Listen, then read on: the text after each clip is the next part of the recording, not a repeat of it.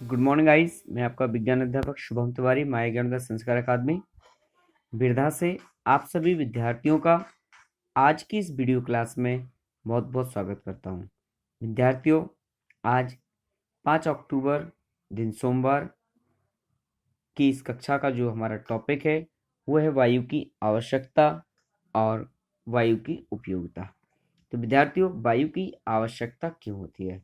तो आप सभी जानते हैं कि यदि वायु ना होती तो हमारा जो श्वसन क्रिया है वो भी ना होती, या फिर दूसरे शब्दों में कहें कि वायु के ना होने पर, वायु तो ठीक है, वायु के साथ साथ उसमें ऑक्सीजन अगर नहीं है तो यहाँ तक कि हमारा दम घुटने लगता है, हम सांस नहीं ले पाते हैं और अंत में अगर ऑक्सीजन प्राप्त ना हो तो उसकी मृत्यु भी हो सकती है। विद्यार्थियों, आइए वायु में उपस्थित ऑक्सीजन की उपयोगिता क्या है तो जानते हैं। उपस्थित ऑक्सीजन की उपयोगिता, आप जैसा कि हम जानते हैं कि जैसे वायु जो है हमारे भूमंडल के चारों ओर एक कई किलोमीटर की ऊंचाई पर फैली हुई है वायुमंडल, जिसके संगठन में नाइट्रोजन, कार्बन डाइऑक्साइड, ऑक्सीजन, अक्रिय गैसें, जलवाष्प, धूल के कण, इन सभी का संगठन है।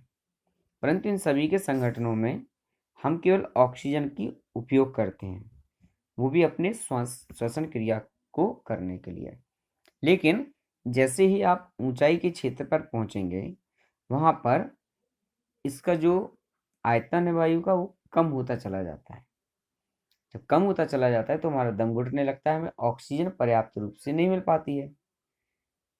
तो इसी कारण से आपने देखा होगा जो पर्वतारोही होते हैं, जो बड़े ऊंची ऊंची चोटियों पर चढ़ाई करते हैं पर्वतों की, तो वह अपने साथ ऑक्सीजन का भरा सिलेंडर ले जाते हैं ताकि वहां पर उन्हें ऑक्सीजन की कमी ना हो।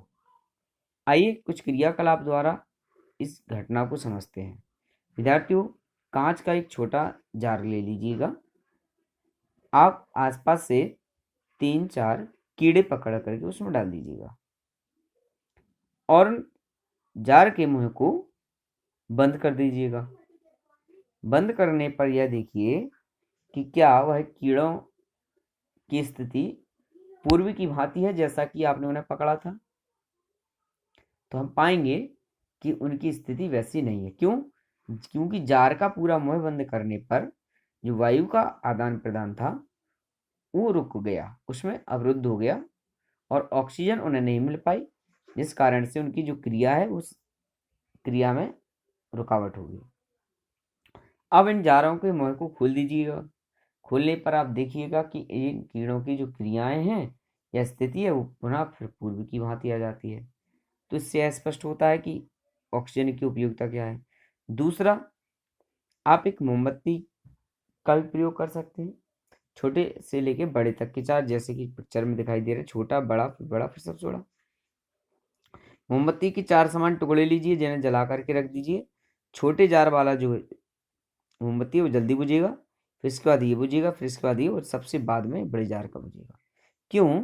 क्योंकि इसका जो आयतन है वायु का इसमें ज़्यादा है, इसमें थोड़ा कम, इसमें थोड़ा कम, इसमें सबसे कम है। तो जहाँ सबसे कम वायु उपस्थित होगी वहाँ दम घुटने लगता है, ऑक्सीजन पर्याप्त मिल नहीं पाती है। तो कहने का तात्पर्य है कि इसका भी प्रयोग करके आप ऑक्सीजन की उपयोगिता समझ सकते हैं। इसके बाद विद्यार्थियों, अब बात करते हैं वायु की उपयोगिता। तो वायु cycle, truck, scooter, motor car, वायुयान आदि अन्य सभी जितने भी वाहन होते हैं रेलगाड़ी को छोड़कर, उनके टायरों में हवा भरने के लिए उपयोग की जाती है। अनाज, दाल, मेवे आदि जो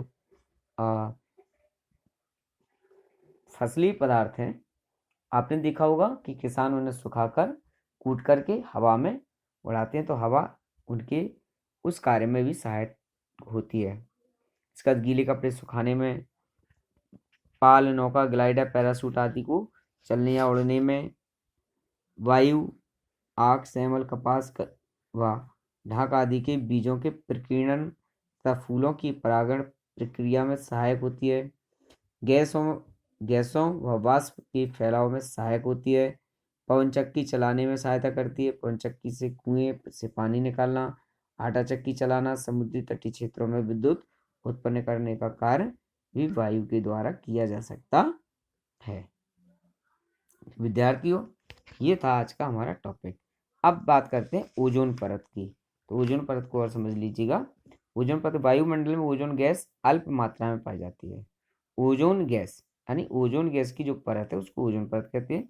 समुद्र से लगभग 25 किलोमीटर ऊपर वायुमंडल में जब आप ऊंचाई पर पहुंचते हैं या इससे अधिक ऊंचाई पर पहुंचते हैं तो गैस सौर प्रकाश में उपस्थित विशेष प्रकार की किरणों, जिसे हम परावैंगनी या अल्ट्रावायलेट रेज की कहते हैं, ये पृथ्वी पर आती हैं।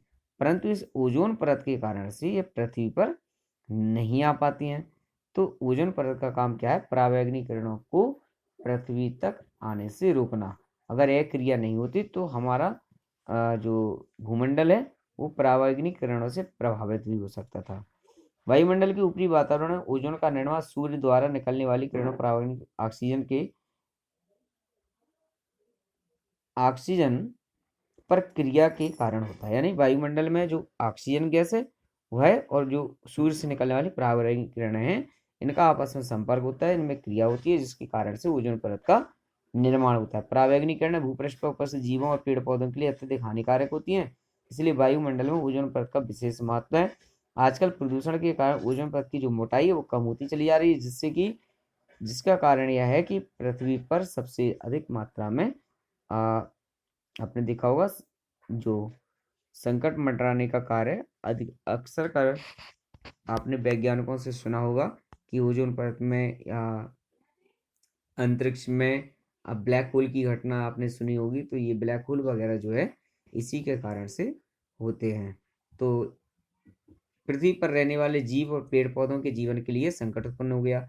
ओजोन परत में सुराख करने वाला जो पदार्थ है वो क्लोरोफ्लोरोकार्बन होता है। यानी जो ओजोन परत को नष्ट करने का कार्य करता है वो क्लोरोफ्लोरोकार्बन के द्वारा होता है। तो आज का ये था टॉपिक, आज का लेसन समाप्त। कल पुनः एक नए लेसन अध्याय के साथ पुनः उपस्थित होकर के आपको विषय वस्तु समझाने का प्रयास करूंगा। तब तक आप सभी के लिए शुभकामनाएं। बहुत बहुत धन्यवाद। Thank you very much.